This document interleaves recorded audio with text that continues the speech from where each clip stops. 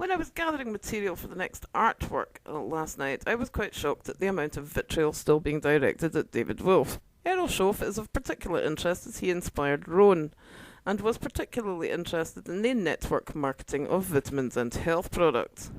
As someone who spent a lot of time as an ill child reading American motivational material and familiarising myself with the optimistic network marketing techniques so beloved of Americans, Dale Carnegie was a particular running joke in my emotionally dyslexic family. This was the first thing I looked at when I became aware that there was something a little bit unusual about Wolfe. In the event that you interpret the information correctly, I think you will find you have not been, as you seem to be assuming, in any way misled. He is simply doing his best to self-develop in the course of creating a rather unique marketplace. See Jim Rohn vid. I'll put the link below. Some might say in the wrong order, but show me a man who has made no mistakes and I will show you a lazy whinger. Evidently I was not as cross with Wolfe at this point. I got just as irritated by the pithy memes, the repetition, the use of relentless positivity in tandem with a personal carelessness that was at times breathtaking. Oh, not quite forgiven yet then.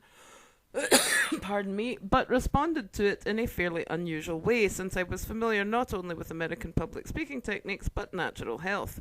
The reason I found it ultimately forgivable, and many of you did not, is just a question of knowledge. I am not one of life's followers, and never have been.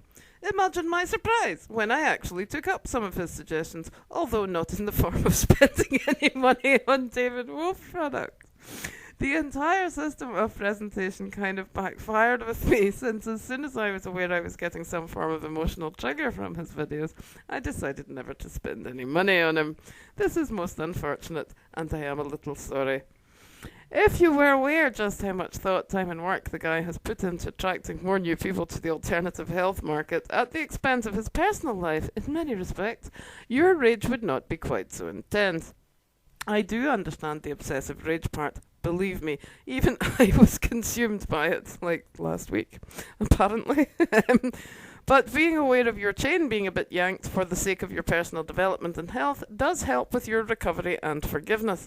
Yes, even the part where you're not entitled to feel any anger because it doesn't suit his purpose. Again, the end, that of imparting an alternative to conventional wisdom, justifies the means, which is where I will not be backing down on the Wolfe question. I choose not to accept a shiny new world dictated to by company-funded scientific research predetermined by marketing. If you choose to spend any time at all looking into his speaking pedigree, you will find he has taken a more mellow and fresh approach to a lengthy and now, in my opinion, rather tired tradition of American information distribution by verbal means. Tony Robbins has much the same indoctrination.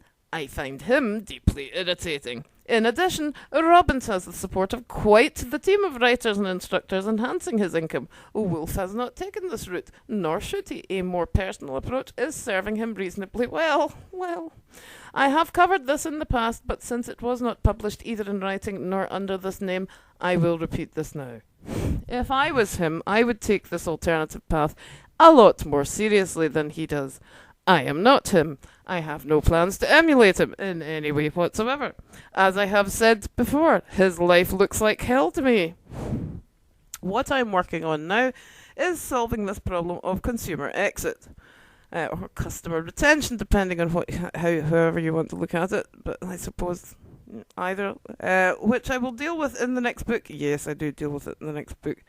It is by far the biggest problem on Wolfe's plate, whether he likes it or not. Yes, it is. I'm also unsure whether, if it is left unsolved, I can bring the level of consumer I am interested in bringing to his particular table as part of my creative gift on this occasion. Well, we have been trying this for about 4 years now. I haven't checked, but I suspect it's not going to work out that way. But we've got other routes we can take. I shall continue to ponder it and see what I can do. But the style of marketing needs to change somewhat, and so the timing is important. I am not sure why people cannot take responsibility for their own decisions. It's really up to the individual to develop to the point of self-forgiveness and acceptance that some people are just not the same as you, no matter how irritating you happen to find them. I am now writing a song about the futility of looking at pictures of talking kittens.